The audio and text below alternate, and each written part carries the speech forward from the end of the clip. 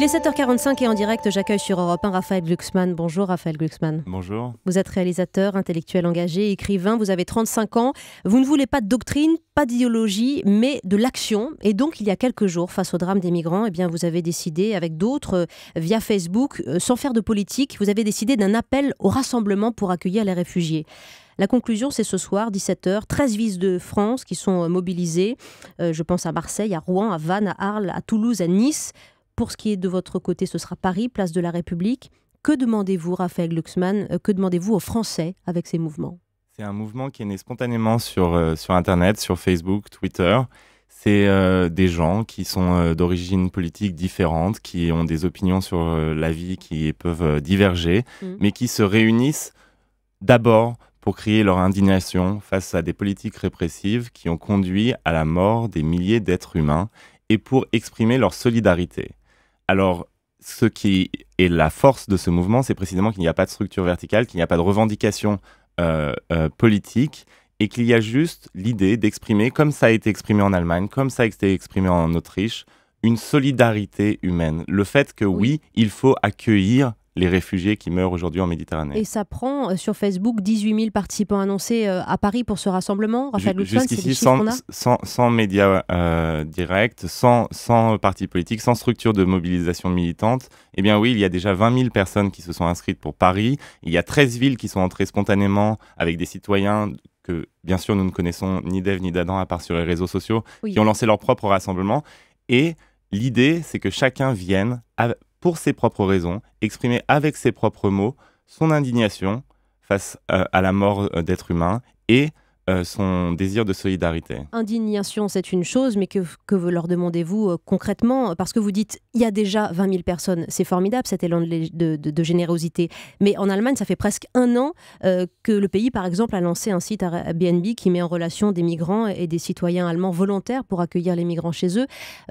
On a mis beaucoup de temps, nous, à se réveiller dans l'opinion publique, qui à 56% n'est pas prête à accueillir des migrants aujourd'hui en France. Il y avait déjà des initiatives locales à Calais, à Vintimille, à Paris, auprès des réfugiés et des migrants, des gens qui ont sauvé des vies en Méditerranée, des pêcheurs, je pense notamment à eux. Et donc, il y a une série d'initiatives d'expression de solidarité, d'expression d'humanité. Et ce qu'il faut maintenant, c'est essayer de rassembler toutes ces énergies et de créer un élan commun. Et c'est ça l'idée, à mon avis. Les gens avaient besoin de descendre dans la rue, de montrer qu'ils étaient là, et qu'ils étaient là pour aider leurs prochains. Ne pas oublier que c'est leurs prochains. Parce que ce qui se joue aujourd'hui, à mon avis, c'est le type de société dans laquelle on va vivre. Est-ce qu'on veut vivre entouré de miradors et de barbelés avec des cadavres dans nos mers et sur nos côtes et sur nos routes ? Ou est-ce qu'on assume d'être une société ouverte ? Autrement dit, aux citoyens de poser la question face à l'immobilisme des politiques, alors que ce parti pris aujourd'hui n'est pas exposé très clairement. Il l'est de manière claire en Hongrie, par exemple, aujourd'hui. En France, on n'a pas tranché. En France, on a eu un manque de discours public, un manque de politique publique d'ouverture. Et le paradoxe ultime, c'est que finalement, un gouvernement de gauche français semble à la traîne de la droite allemande qui, elle, a assumé d'accueillir les réfugiés. Et c'est à mon avis ce qui a manqué en France. Mais l'opinion est en train de changer aujourd'hui face aux morts, face à ces élans de solidarité un peu partout en Europe.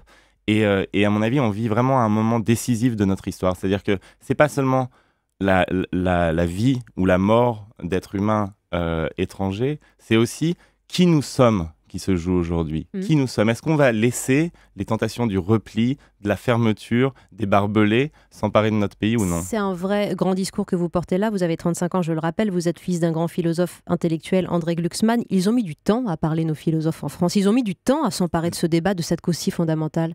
Alors on entend aujourd'hui BHL, Michel Onfray, notamment. Non, mais l'énorme surprise de cette mobilisation, c'est que les supporters de foot en Allemagne se sont avérés plus humanistes et plus solidaires que les intellectuels parisiens qui sont censés être le sel de la terre et le pays des droits de l'homme.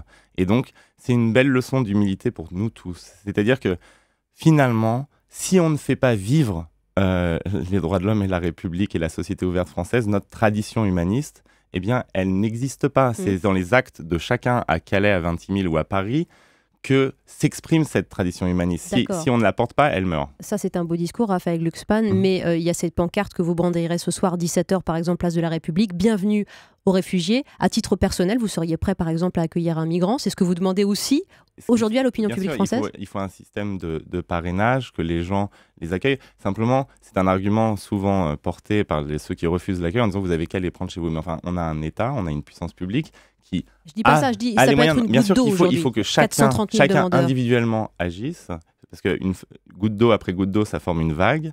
Mais il faut aussi que les pouvoirs publics agissent, que l'État, les gens payent des impôts, prennent aussi en charge la misère qui s'abat sur nous et ne transforment pas les réfugiés, une fois qu'ils ont survécu à la traversée de la Méditerranée, en clandestins et en ombres humaines qui errent sur nos routes. Parce que ce qu'il faut savoir, c'est que chaque État décide de sa politique d'accueil. Eh bien, en Suède, 75% des demandeurs d'asile obtiennent le statut. En France, beaucoup moins que 25%. Que, par exemple, les Érythréens qui fuient un service militaire permanent et une dictature atroce, en Allemagne, ont tous le statut et pas en France. Donc, il y a des décisions politiques qui peuvent être prises et plus les gens exprimeront leur solidarité dans des actes concrets et dans une parole portée dans la rue, eh bien, plus les pouvoirs publics répondront à leur appel. Oui, et par des vecteurs générationnels, puisque vous parlez de Facebook aujourd'hui, on parle des réseaux sociaux. Le temps des appels à l'Union européenne et aux responsables politiques est révolu. Nous devons agir. Voilà ce que vous dites, Raphaël Glucksmann, et vous voulez aujourd'hui transformer cet élan de générosité. C'est la beauté des réseaux sociaux, à mon avis, c'est que chacun va venir pour ses propres raisons, sans répondre à un général, à un président ou à un parti. C'est le nouveau type de mobilisation qu'on a vu en Espagne, mais qu'on a vu aussi dans les pays arabes ou en Ukraine. Raphaël Glucksmann, merci beaucoup d'être venu vous en expliquer au micro d'Europe 1, 7h51.